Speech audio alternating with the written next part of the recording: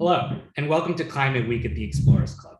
I'm your host, Santiago Pardo Sanchez. I'm a member of the Explorers Club and an MBA student at MIT Sloan, where I focus on the intersection between sustainability and entrepreneurship. I'm very excited today to welcome you to Preparing Cities for Climate Change, Climate Ready Boston, where we'll hear from Sanjay Seth, who will talk to us about how the city of Boston is taking steps to both advance climate policy, but also mitigate the extreme effects of climate change. Before I introduce our speaker, I'd like to thank Ann Passer and her team for organizing the event tonight and Climate Week, as well as Joel Sharaga for helping secure our speaker. Sanjay serves on the Climate Ready Boston team at the Environment Department, where he leads neighborhood climate resilience planning, manages this Climate Ready Boston program in collaboration with a wide range of partners, and engages in other plans, projects, and partnerships that address the impacts of climate change and protects the health and well-being of all residents and communities in Boston. Prior to his time with the city, Sanjay worked on behalf of the city of New York to develop a plan to protect the city from the impacts of climate change. Additionally, he served on the teaching team at the Harvard Kennedy School of Government for a hands-on course focused on building effective values-driven organizing campaigns, as well as serving as the fellow of the Bloomberg Harvard City Leadership Initiative, where he developed tailor-made management, leadership, and decision-making programs for mayors and their senior staff. Before I turn it over to Sanjay, I'd like to remind our audience that please send in any questions and we'll get to them after the speaker. We'll have a lively Q&A. So without further ado, let me turn it over to Sanjay. Great, thanks, Santiago. Let me just get set up here with screen sharing. All right, well, thank you to the Explorers Club for inviting me to speak to you today about Boston's climate adaptation and resilience work during Climate Week. Best time to be talking about this. My name is Sanjay Seth. I'm the Climate Resilience Program Manager for the City of Boston. As Santiago said, I manage the Climate Ready Boston, which is our city's ongoing initiative to ensure that the residents and neighborhoods of Boston can thrive in the face of climate change, both today and in the coming decades. So in today's presentation, I'll provide just like a very brief overview of our work and then dig into a couple of specific challenges in Boston when it comes to climate change adaptation that hopefully will be of interest to a broader audience today. So just to orient folks on the call, we're looking at a satellite image of the greater Boston region as it exists today. So Boston was founded nearly 400 years ago, and today, Boston has a population of around 675,000 people. But it's part of this greater Boston metropolitan area of around 5 million people, which I'm showing you here. And all of that said, I'd really like to go back much farther than Boston's founding 400 years ago, given our longer history as a city, which should provide some insight into some of the challenges that we face in Boston and that many other coastal cities will face as a result of climate change. So we'll start 20,000 years ago when Boston was covered in a layer of ice taller than the tallest trees in the world. As the glaciers receded, Native people increasingly settled in the area. And the harbor that Native people experienced at that time is not the harbor we see today. Instead, over thousands and thousands of years, the harbor continued to change in form, with more land converting into open harbor. And as the harbor we all know today began to take its shape, settlement patterns would start to lock in. Eventually, as shown here, we arrive at the harbor that European colonists encountered in the 17th century, around the time of the founding of Boston. But even this view of the harbor, only 400 years old, when you think about a 20,000 year journey here, it's vastly different than the harbor we have today. In fact, today, Boston has actually extended into the harbor, but not because of the ebb of a natural system. Rather, over a period of about 400 years, Boston has actually created land where there was once open harbor. We've created land. So today, more than 5,000 acres of Boston sits atop land that used to be ocean. And we created it along the waterfront. And the reason I bring that up is that we need to consider the legacy of those created lands against sea level rise projections. And when we do that, we can see that the land most at risk from climate change in Boston is the land we created as a city. And we can see how challenging climate adaptation will be for coastal cities like Boston. Even outside of worst case scenarios like the one shown here, this is a very rare, would be very extreme sea level rise, but it does tell you a little bit about how our history as a city informs the challenges that we face today and the challenges to come.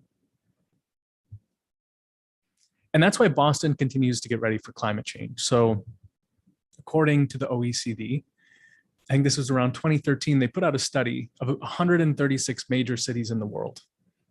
So across the world, Boston ranked 8th in exposure to risks from coastal flooding and sea level rise.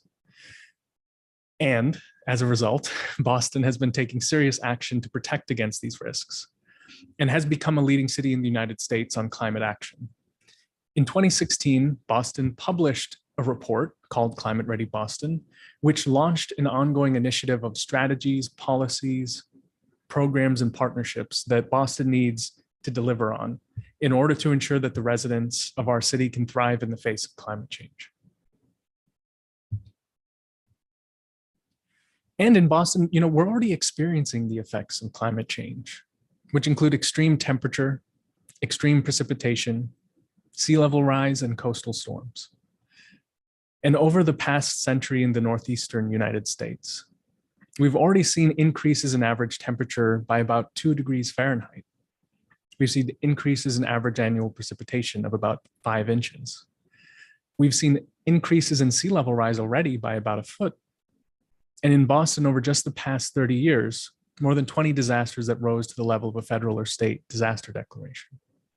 And everyone on this call, if you're on this call, you know that these impacts are all projected to grow as the climate continues to change in response to our greenhouse gas emissions.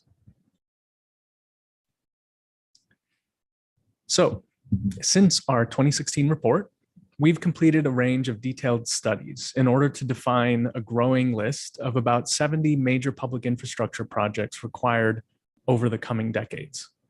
This growing list of projects, which are currently estimated to cost around $3 billion in total, would help protect Boston against most major storms up to 40 inches of sea level rise. But within just the coming decade, Boston needs to make hundreds of millions of dollars worth of investments just to address the risks of coastal flooding alone. In addition to those infrastructure investments we've already identified, we're currently completing additional work, including a citywide heat resilience study to identify strategies to help protect the health of Boston's residents from extreme heat. We're completing a next level study building on prior work to develop even more detailed designs for coastal resilience in a critical near-term area of Boston that's at risk of flooding today. We're completing 2 additional coastal resilience studies of East Boston and Charlestown, which, when complete, will mean that the city of Boston has developed coastal resilience solutions for all 47 miles of its waterfronts. And we're working to integrate our findings into city governance and operations, including into our zoning and land use regulations. And what that means is we're making it just a matter of how you do development, how you do business in Boston, rather than something voluntary. And that's critical to making sure climate action actually happens. But building a more just and resilient Boston is really not just about addressing climate change with major public infrastructure projects. That's just the basic what is needed. Rather, in addition to all of that, you need to take a broader layered approach to resilience and adaptation, which includes, yes, buildings, but also neighborhoods, districts, laws, zoning, public education, and many other efforts to achieve a comprehensive and citywide or even regional strategy that can ensure that we can thrive in the face of a changing climate. So all of that was presented just to give you a context and overview, if you're not familiar with the city of Boston, what we've been up to in the climate adaptation space. But the rest of this presentation is really to get into 2 key challenges, which represent both a challenge that almost any coastal city will face and explain a little bit about how Climate Ready Boston looks at those challenges. How do we address these in a way that adds value to people's lives in addition to protecting them from risks?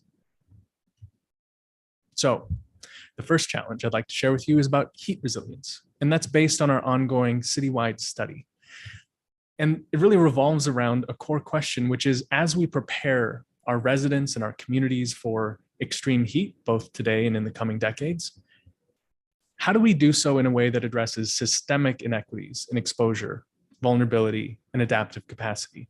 And those three concepts, they're kind of jargony, and I'll explain them more throughout this presentation, but they form the bedrock of what equitable resilience looks like. If you just focus on one, you'll miss the broader picture, and you won't come up with strategies that really represent that broader layered approach that I was talking about earlier. So this summer, Boston has already had 4 heat waves and 25 days over 90 degrees Fahrenheit. Our historical average from about 1970 to 2000 was around 11 days over 90. So this year has been an outlier. And in the coming decades, Boston summers may actually be as hot as Washington, DC's. And by the end of the century, a summer in Boston may be even hotter than Birmingham, Alabama, which for those who are listening in who aren't from the US, that's a city near the Gulf of Mexico. And so when we think about the future we're preparing for, it's not something we can just pull on our historical knowledge from. It's actually something we're learning about every day and need to prepare for things that we may not have experienced before. So as I said, equitable resilience is more than just, are you exposed to heat? Are you exposed to climate changes and extreme weather that can cause harm to you? And we want to do more than that. That's critical, but that's the floor. And really what you need to do is also consider residents' vulnerability and their adaptive capacity. And by balancing these 3 concepts, we have an approach to resilience that puts people and not just physical assets, exposure, or infrastructure at the center of the work. And that's critical for the sustainability of climate action in the long run. So resilience, it's a question of whether you're exposed to extreme heat, yes, but it's also about whether you have particular vulnerabilities, like an illness. Are you elderly? Are you young? Do you have certain health conditions that predispose you to experience heat in a way that some other people don't? That's what vulnerability means. And it's also about whether you have adaptive capacity to protect yourself through safe access to cooling. When it's hot out, when there's a heat wave, what can you do about it? Vulnerability helps us talk about the person in their body. How do they experience heat? And adaptive capacity helps us think about the person and what they can do, their behavior and their options. And all of these things combined with whether they're just exposed to it gives us a comprehensive way of not just allowing us to think about resilience cohesively, but also our history as a city, our planning history, the things we've done or not done as a city, and even systems of racism in Boston that result in some people facing disproportionate risks from climate change. By focusing on these 3, we can ask the question, why could some residents of Boston experience a heat wave as a dangerous event that threatens their health, while others could experience it as an inconvenience or something to plan around? And that's the question we want to ask today. So this is just a bit of our planning history. In most cities in the United States, in the early to mid 20th centuries, financial institutions ranked different parts of cities. And the methods they used to rank areas actually informed whether they offered loans to residents or small businesses in those areas. They ranked places by best or still desirable or declining or hazardous. And these classifications in practice made it nearly impossible for people of color to qualify for mortgage loans. And this reduced neighborhood stability if you can't get a loan, if you can't stay in your home. And it limited wealth building opportunities for residents in those neighborhoods that have a persistent effect, a living legacy that we are addressing and must be aware of as we do climate work today. And so while the patterns that we saw inform these kind of changes we see in the city, they weren't just limited to the private sector alone, but they actually informed public investments. And so while redlining does not in any way explain all of the disparity we see in terms of who's affected most by climate change, yet to this day in Boston, we can see that areas that were redlined, they're hotter during the day and at night, They have fewer parks, they have fewer trees, and the areas that were doing well in terms of these metrics, whether you had trees or whether you had parks, typically had fewer people of color. And that is still true today. So now I'm going to take you into some of the findings of our ongoing heat resilience study. And so today, what I'm showing you here, this is all kind of, you're seeing it as it's being done. So this is all not final product, but today in Boston, we can see the disparities between neighborhoods already playing out as a result of those differences we just talked about, and many other dynamics. And this map on the right shows daytime air temperature in Fahrenheit at 3 p.m. in the summer. This is during a summer heat wave in 2019. And on that same summer day, when the temperatures in a leafier part of Boston felt like 95 degrees, the temperature in the environmental justice neighborhood of Chinatown at the iconic Chinatown gate was more than 10 degrees hotter. And that matters. Similarly, this map shows nighttime air temperature in Boston during a heat wave. And even then, we see that Chinatown is 10 degrees hotter than an area with more trees, parks, and cooling breezes, and different roads and different buildings. So what we know from all of this is that Chinatown is the neighborhood of Boston that has some of the highest duration of heat during a heat wave, some of the greatest extremes of temperature during the day and night during a heat wave. And this is a result of a dense neighborhood that gets hot and stays hot as a result of how it was built and the surrounding urban fabric. And we can see at night, I know I'm flipping through these quickly, so if you're not used to looking at maps, I'll say all the takeaways. And we can see that at night, there's a corridor that extends throughout the northern section of the neighborhood.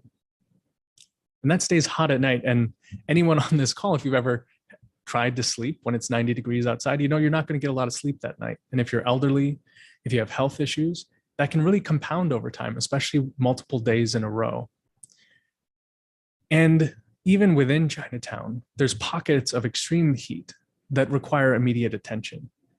In our heat resilience study, we're doing a detailed study of Chinatown, which is informing our citywide strategies. And in this case, we can see in this map, areas that are red are hotter. And we can see the northern sides of streets are actually more likely to be hotter by up to 5 degrees. And we can see areas like Chin Park at the Greenway near the Chinatown Gate, areas that are culturally important, tons of programming, cultural centers for the community, are in need of serious investment to reduce heat in those public spaces. And what we can learn through this detailed study is, you know, maybe if you're going to plant trees in a community, maybe where you plant them can have quite an impact per tree. And these small insights can really inform over a citywide or a regional scale how we achieve a fair adaptation to climate resilience and to climate change. So Chinatown, why is it hot? It's hot because it has buildings that absorb heat. It has dark roofs, and that ensures that when the neighborhood gets hot, it stays hot. But it's not just the buildings and the lack of trees that make Chinatown hotter. There's also a lot of wide roads without any shade. And those dark roads absorb and bake in the sun all day and radiate that heat throughout the night. So while we're in the middle of our ongoing study, this balance of detailed neighborhood scale heat modeling and focusing on those 3 concepts I shared earlier, exposure, vulnerability, and adaptive capacity, those together allow the city of Boston to come up with a really diverse range of ideas to implement to protect residents and their health. And these range from typical ideas like cool roofs or street trees or cool bus stops to much more programmatic activities like climate leadership programs for small businesses during heat waves, where residents can engage with small businesses and maybe have an opportunity to access cooling where there was a financial barrier otherwise. We have an opportunity to improve the public realm of Boston, and we can engage with everyone from small businesses and state agencies to bodegas and mom and pops to make sure that we're coming up with a comprehensive strategy to mitigate extreme heat.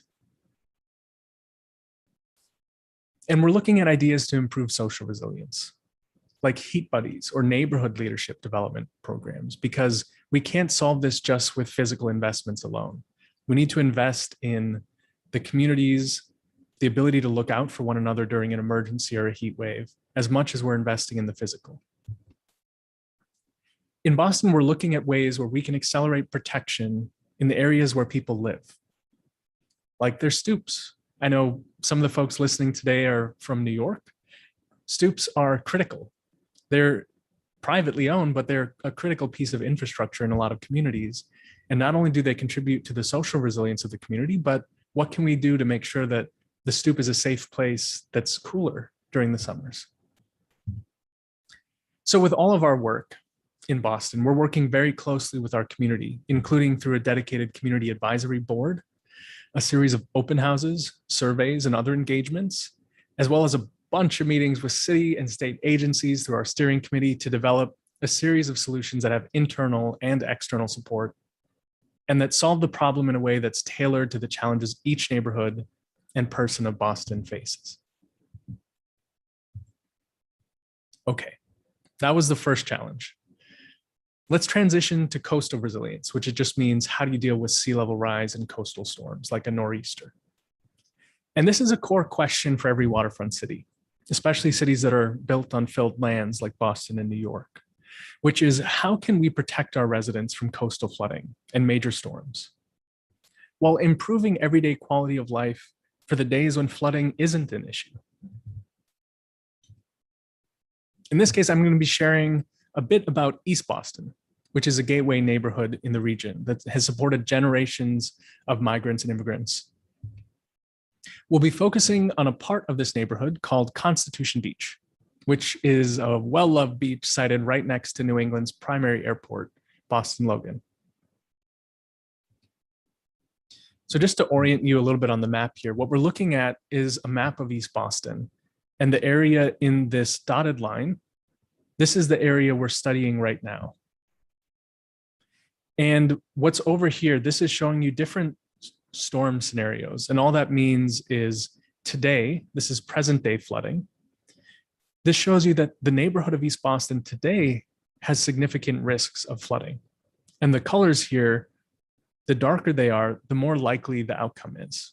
So this is, we're translating percentages into just easy to understand terms, but this gives you a sense of where the risks are in East Boston today. So now I'm showing you the risks under just 9 inches of sea level rise. And we're well on our way there. And we expect to be there at 9 inches around the 2030s. And even just with that small change, which doesn't sound that much, major new flood pathways emerge as risks for the residents of East Boston and the broader region.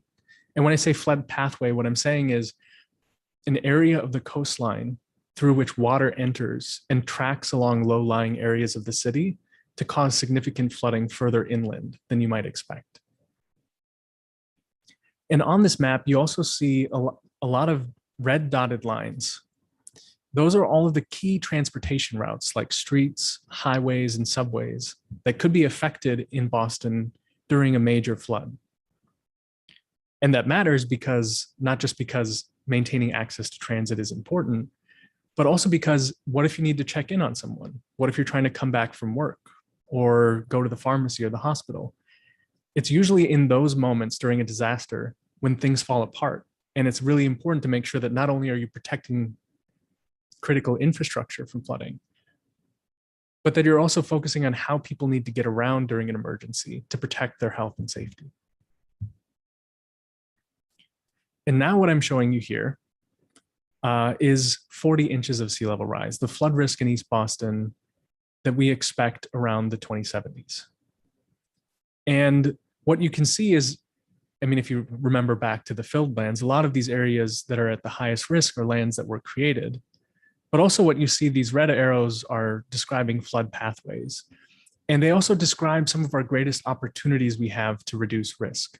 If we can close off those flood pathways, we can actually protect much of East Boston from the impacts of coastal flooding. So for those who don't read these maps, it's okay. But for those who want to just look at it real quick, we are showing you some potential areas where we would place infrastructure to protect residents. And in that case, we have these red lines on the map where we would place flood protection infrastructure. And those are the areas, one of the areas that we'll go into more detail soon.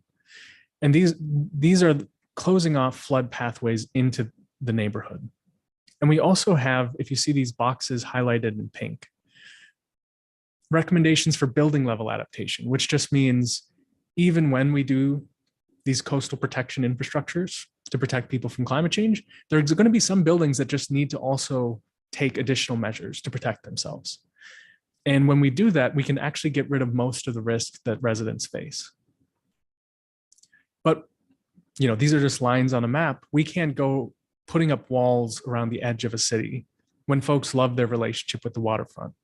We have to be pretty creative in Boston, and that's the work that we're doing in Climate Ready Boston. So in the rest of this presentation, I'm going to focus on the area labeled Constitution Beach here, and that's in the center of the map.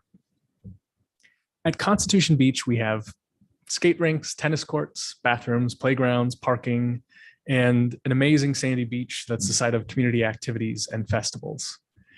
And so this diagram, so we're looking from above on Constitution Beach. Now we're looking kind of from the side. So this diagram shows you what's called a section, which is just kind of like looking at the land from the side as if you took a cut. And it's the whole purpose of this is really to look at this. This is changes in elevation. And that's kind of core to how do you get climate resilience done in a city. Today, the highest elevation that the beach reaches is about 7 feet. However, in order to close off this flood pathway at Constitution Beach that I showed you earlier, we actually need to get to an elevation around 16 feet. So more than double the elevation of the current beach. How do you do that?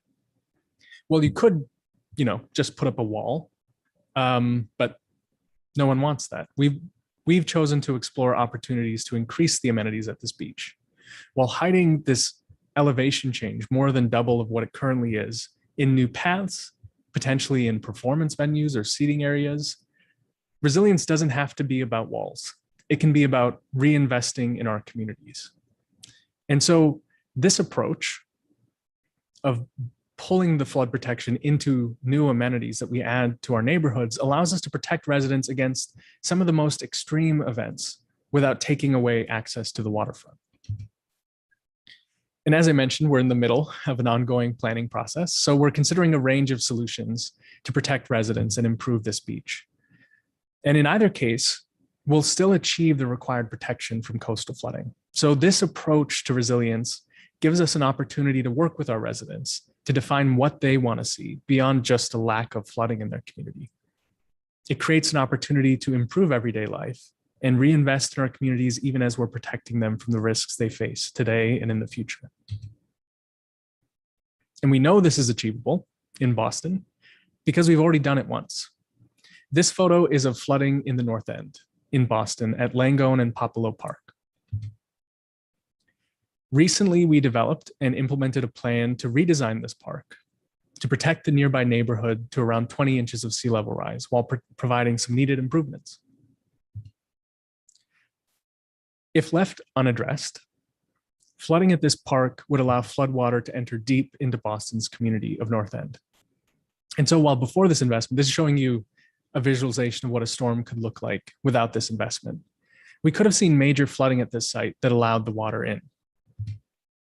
But with this investment, we can use the elevation change with the park to ensure that the North End is better protected from flooding. And we're taking this approach and the approach I talked about at Constitution Beach and many other parks up and down our 47 miles of coastline in Boston to follow through on a vision for Climate Ready Boston where residents can continue to embrace their waterfront and that everyone has access to recreation and waterfront, even as we're preparing for climate change.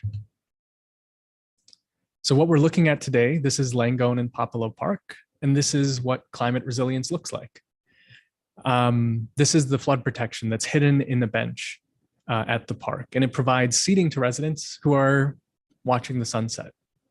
It's a really lively place, and I think the lesson from this picture really is that good climate resilience means that the infrastructure is not at the center of the story. but the people are. The people's experience of the park, their desire to be outdoors, their relationship with the city, with the people they're at the park with, that stays at the center, even as we protect people from climate change. So those were two cases in Boston, though I know there's a lot going on right now. So, we love to hear from folks. Feel free to reach out. And thanks again for inviting Boston to come speak to your members tonight. Happy to have a conversation and look forward to your questions. Thank you, Sanjay. I think for a lot of us, it really struck home because we live in the Boston area. And for me, I was really looking at your maps. And first of all, beautiful, beautiful maps. But just looking at kind of the outer areas of Boston. So for those of you that don't know the Boston area, Boston and its neighboring cities are right next to each other. And in many cases, you can't tell where one starts and one city ends. And as someone who is in Cambridge, just across the river, I noticed that a lot of it in your projections is going to be underwater. And a lot of the properties that Harvard and MIT have built on are on reclaimed land. So I'm curious what the city of Boston, what kind of conversations the city of Boston is having with the neighboring towns, neighboring cities, and whether there's a share of information or if they also have a similar sort of program. Great, thanks, Santiago. Yeah, I think the opportunity we have with climate resilience and adaptation is that it requires us to be much more regional. Just like housing policy or transportation policy, climate policy doesn't stop at political boundaries, and water doesn't either. So, there's a lot of work to do with our partners throughout the region to make sure that we're all sharing data, sharing insights, and actually working together on projects that cross regional boundaries. And so, even some of the flood pathways I showed you earlier in East Boston, and I know we flipped through them quickly, one of them depends on collaborating directly with a city in the region who would have to also take action to close off that flood pathway.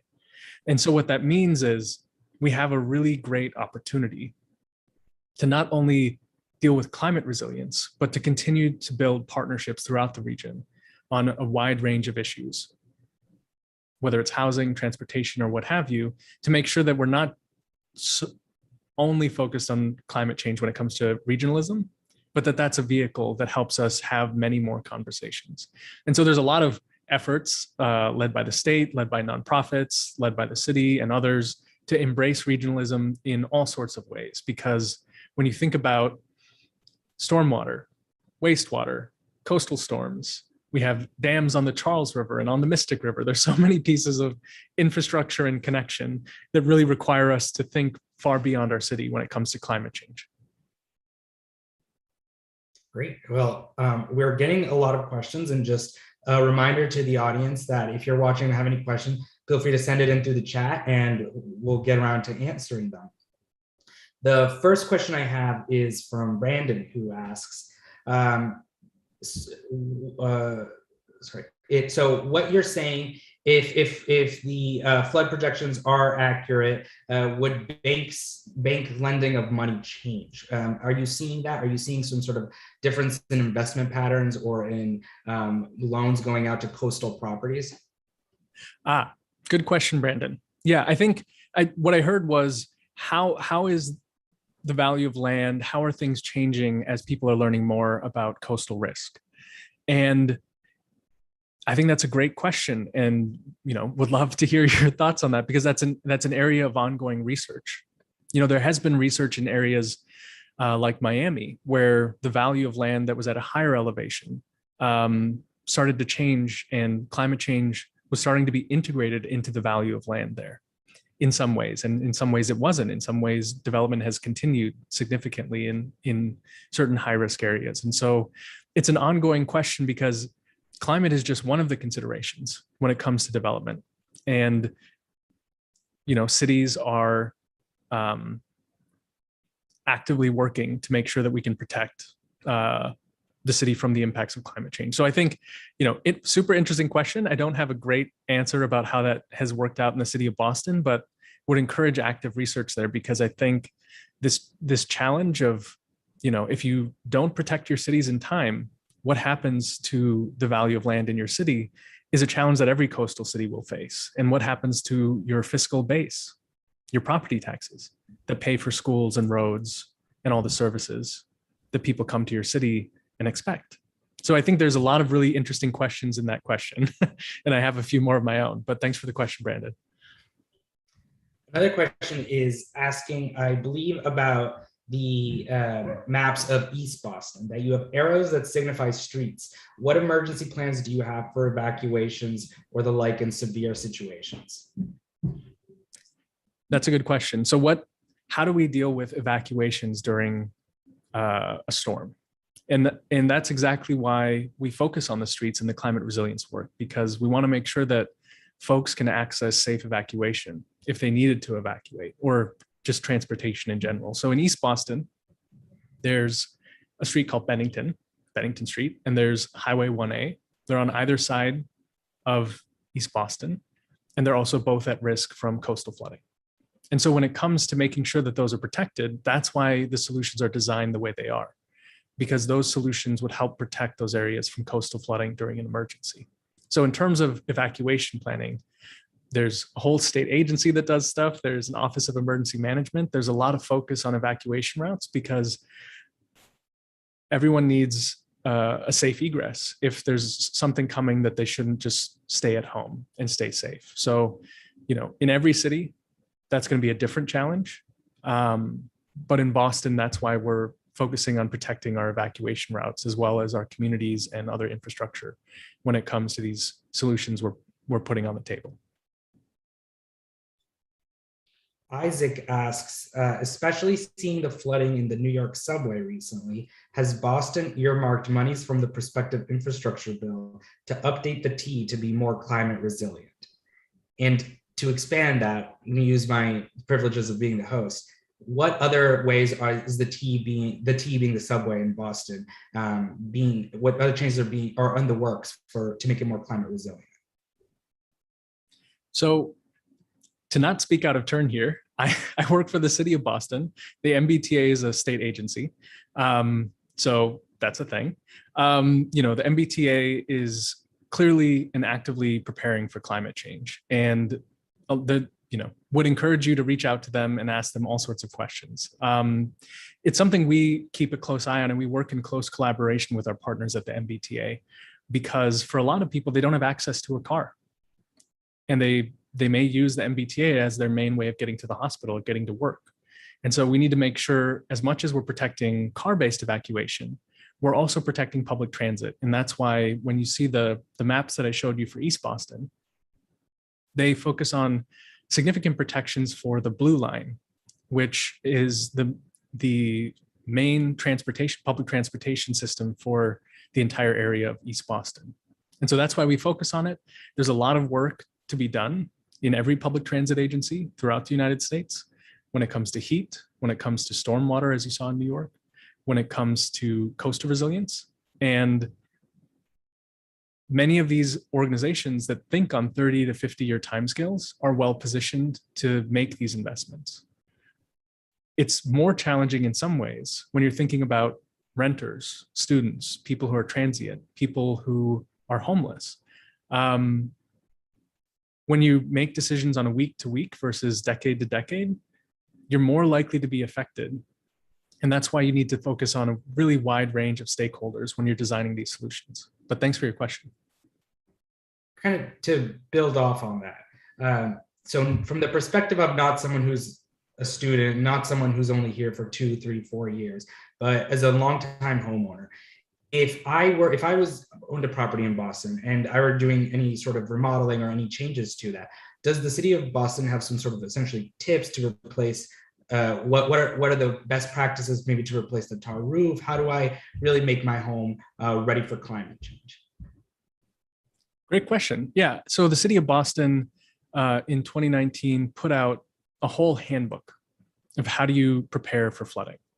And for folks who are interested, it's called the Flood Resilience Design Guidelines, but it's really just a handbook of tools for people with different types of homes and what you can do. Some stuff is pretty straightforward when it comes to flood resilience, and some stuff can be kind of expensive. And so we have a range of programs throughout the city's departments to connect to people and make sure they have this information. We're actively in Climate Ready, standing up work to help folks learn a little bit more and figure out how to actually get those improvements done in their home. And that's going to be an ongoing conversation with, anyone who owns a home. We want to make sure they have a resource or a commercial district or a business owner or a hospital. How do they learn more about the risks that they face and what they can do? That's a natural role for a city to play. And recently the city of Boston, we're actively passing a wonky term, flood resilience overlay district. And what that means is very large buildings in Boston, if they're newly built or if they have a substantial improvement, they will need to consider how they integrate flood protection into that building. And so, changing development patterns in Boston is a really interesting challenge. A lot of the homes that we have today are like 50 years old. So when you think about the decisions we're making today, those are the decisions we're carrying into this era of climate change. And that's why it's really critical that we continue to frame out the just rules of the road of how we build going forward so that we're not pushing a bunch of costs to the future. Llewellyn asks a two-part question. So part one, do you have a problem with saltwater intrusion into the freshwater aquifer? And part two, if you do, what is the plan? What will you do? Thanks, Llewellyn. Super interesting question. I think, the structure of the groundwater system in Boston is different from places like Miami. So, for example, in Miami or in Southern Florida in general, the saltwater and freshwater mix on a salt front. And as sea levels rise, that salt front moves further inland. Boston's freshwater source is different. And it's dispersed in some ways throughout the region, and it's much more complex. So I think when it comes to the question of how does sea level rise affect our freshwater system, it's not the issue it is in Miami here. How does sea level rise affect groundwater systems, groundwater rise, questions around filled lands? That's an active area of research for us, because that is critical to making sure that we can understand and protect many areas of Boston that may not be on the coast, but may be very low lying. And so that's a great question. Shows a lot of interest in the topic and expertise. And there's a lot of dynamics at play when it comes to the mix of saltwater and freshwater. And some areas like Florida, it's going to be a significant issue that will have to be dealt with. Great. Next, it's a question from Diane, who a bit of inside baseball here, but is there any need to create additional support to protect the Ted Williams and Callahan tunnel regarding the growing extra weight on the tunnels from sea level rise? So maybe also explain what the Ted Williams and Callahan tunnels are for our audience from around the world. I love the questions. So do I know whether the weight of the ocean will affect the tunnel? It's not going to, the weight of the ocean, it's not going to be an additional weight on the tunnel. And this is a really good question for like a proper structural engineer. So I'm not going to make statements about tunnels, but I do appreciate the wonkiness of that question. And one area that's super interesting is when you think about building coastal resilience solutions in East Boston. There are tunnels that go from downtown Boston into East Boston. And when you want to build coastal resilience solutions, sometimes you're building around, on top, near structures that were built, 100 years ago. And when you built them 100 years ago, you did not plan for, a lot of weight on them. And so sometimes what you do with the tunnels, given that's a very wonky question, I will give you a wonky answer. Sometimes you actually build structures over the top of tunnels. And so when you want to build something above a tunnel, but that tunnel is very old and you're worried about putting weight on it, you can actually just build a structure over the top that bears the weight. So it doesn't go on the tunnel. So, Super interesting question. And one of the things about transportation planning is you're always planning for these kinds of events. You're thinking through kind of what stresses are on the system and how do you make sure that even if things change, you can maintain service, and maintaining service is at the core of transportation work. So that's always going to be on top of people's minds when it comes to that.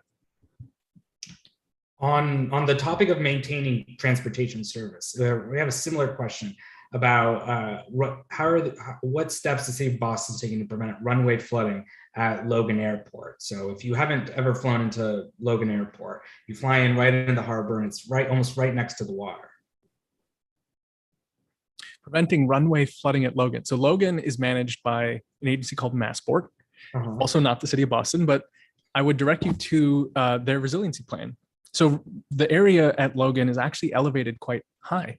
They have integrated some resiliency components and also just ended up fortuitously building a higher elevation. So Logan is almost entirely built on filled land, but it wasn't built to the lowest possible elevation, which is pretty great. And so, would direct you to Massport for exactly how runway flooding occurs and or does it occur. I think the main challenges you face in East Boston around Logan for a lot of the residents are questions of noise, of air quality. Planes flying over the community actually does create a lot of noise. And, folks who are out in the park breathing in that air, sometimes air quality is poorer in East Boston. And that's a huge environmental justice concern when you think about the siting of airports and how it affects nearby populations. And so there's a lot of issues that Logan brings up. Logan is a key regional asset for the entire area of New England, and is actively planning for the resilience of their operations. On the environmental justice side, you talked a lot about how planting trees can improve or at least lower some temperatures in areas of the city, especially in areas that were previously redlined. Bill McKibben has a newsletter. In one of his recent posts, he wrote about the same thing, about planting trees and how a lot of cities make these million tree campaigns. And when they actually go out to plant the trees, a lot of the folks that live in these communities, a lot of marginalized communities, don't actually want the trees in the city. For various reasons, but a lot of them are just these areas are neglected by the city and they're worried the tree's going to get neglected and it's going to fall in their car, it's going to fall in their house. What kind of engagement do you have with the local communities on just kind of getting their buy-in to be part of this climate resilience? Great question. Also read that piece about Detroit and how folks were worried about the expansion of tree planting because they had to take care of their trees when the city wasn't able to maintain the trees during an era in Detroit. And I think, one of the things that we're doing right now, alongside our heat resilience plan, is the Parks Department is doing an urban forest plan, looking at our tree canopy throughout the entire city of Boston, identifying where it's deficient, and thinking about sustainable strategies to plant trees. And one of the things that anyone at the Parks Department will tell you is that planting a tree is not the hardest part. Maintaining it, making sure it gets enough water, and protecting it from all sorts of other impacts, like wonky things like soil compaction and stuff like that, those are really tough in an urban environment to nurture a tree. And so that's a critical part of our ongoing plan right now to make sure that we can build out our urban canopy in an equitable way in Boston, in a way that ensures that we can actually continue to maintain those trees and protect those trees. And so climate change brings all sorts of challenges to that. You think about invasive pests, you think about changes in heat, you think about just the dynamics of neighborhood change and how it affects trees, which kind of once you plant them, that's where they are. So mature trees in Boston are definitely carrying their weight. They filter air, they keep things cool. And sometimes the most impactful thing you can do, planting trees is amazing. It's excellent. You should do that just to help people have cooler neighborhoods. But sometimes taking care of a tree can be as impactful. Taking care of your mature trees can be as impactful because as the older trees get, the more benefits they provide. So, I think it's admirable that cities like Denver, New York City, other cities do these tree planting campaigns. They track the trees, they make sure it fits with their campaign, and they deliver for their residents. And it's as important to make sure you do your maintenance. Good. A question from Luna. Is there a long-term plan to migrate the flood-prone communities away from the lowlands? What I heard is, are people going to be moving away from the lowlands? And so the strategies I showed you were elevating the coastal edge to protect the interior areas. That's a different strategy than what the questioner asks, which is, are you moving people out of those areas? And so in very low density areas, maybe throughout the region, there might be moments where that happens, where the cost of building these protections really doesn't make sense if you're protecting just a few buildings. And you could build a whole new house for the cost of protecting it, and maybe someone would want to do that. So I think it's a very site by site kind of question throughout every American city. And in some cities, it makes sense. And in other cities, it makes more sense to build protections that raise the coastal edge. And for the most part in Boston, that's exactly what we are doing. There might be one or two areas where, if there's one house or two houses and building the protection would cost tens of millions of dollars, there might be a good argument to be made for not building that protection. And so, there's no hard rule on what you do. You kind of have to respond to the conditions of the city that you're in. On kind of that topic, when you and your team were doing the planning and the designing process, what other major cities around the world kind of informed that or offered good lessons in just climate resilience? Yeah, I mean, we would be nowhere without our partnerships with other cities, our nonprofit partners. This is a team sport, and there's a lot of conversations we have with folks throughout the United States, in Norfolk, in Miami, in New York, in LA, in Houston, in New Orleans. Each place has its own context, right? We're not San Francisco. We don't necessarily have to think about liquefaction from major earthquakes and how it relates to planning also for coastal resilience. And that's really challenging. But we can also share lessons, especially around how we do our community engagement. How do we think about risk? It's really challenging to say, what should we be planning to? How many inches of sea level rise should we be planning to 50 years from now? It's a really challenging choice. And that's something that, me and my colleagues throughout the United States, we talk about often. How do we think about risk? How do we adjust for different situations and make sure that we can actually build this stuff in time? Because that's the measure of it. So, we collaborate with folks on heat, on stormwater, on coastal work, and each city kind of has their own specialty of something that's particularly challenging to focus on. Like Phoenix.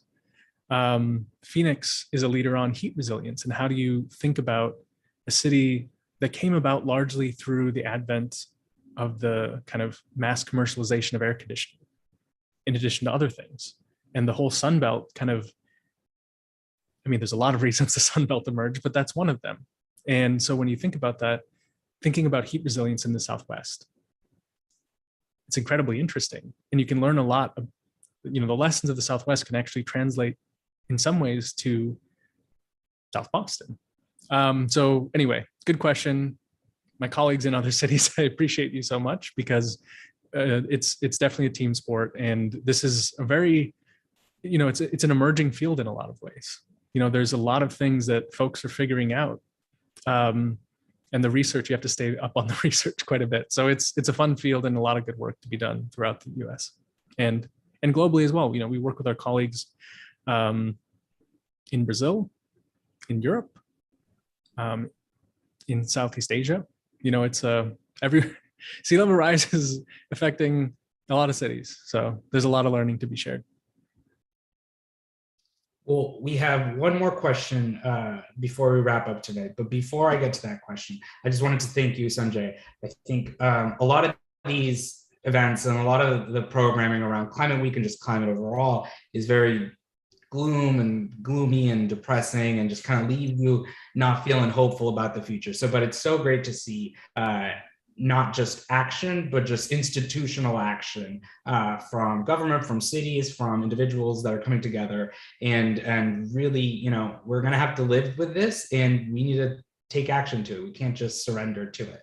But for the last question, how can a regular person, whether they live in the city of Boston or live in their own city, engage in this? How can they best help with making their cities and towns more climate resilient? Well, thanks, Santiago. And how can you actually get involved? So there's a lot of ways to get involved.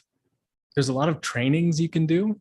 If you're new to this and you're feeling kind of intimidated, there's tons of free trainings out there by a range of nonprofit organizations that can help you really get a handle on what are the facts. How do I approach this?